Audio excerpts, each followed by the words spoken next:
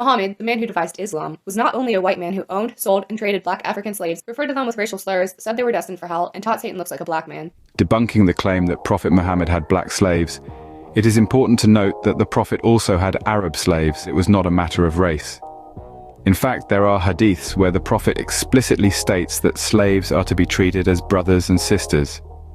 He emphasized that they should be clothed and fed the same way. Furthermore, debunking the claim that Prophet Muhammad was racist, we can refer to his final sermon where he condemned racism.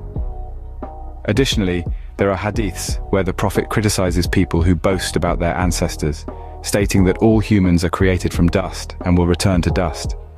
This sentiment is also reflected in Quran 49:13. Addressing the claim that Prophet Muhammad called a black man Satan, it is important to note that this report comes from Ibn Ishaq, whose narrations contained unreliable reports.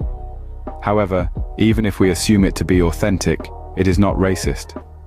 The Prophet referred to him as Satan because he pretended to be a believer when he approached the Prophet, but then went back to the hypocrites to share what he had heard. When asked to stop, he refused.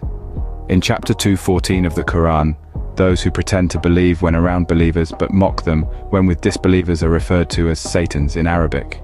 Contrasting this, we have the example of Bilal, to whom the Prophet Muhammad said he could hear his footsteps in paradise due to his righteous deeds.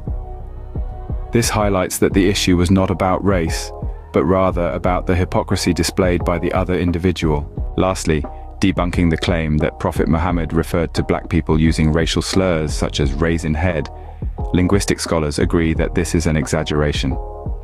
Instead, it is emphasized in Sunan Ibn Majah that one should obey their leader regardless of the situation or appearance.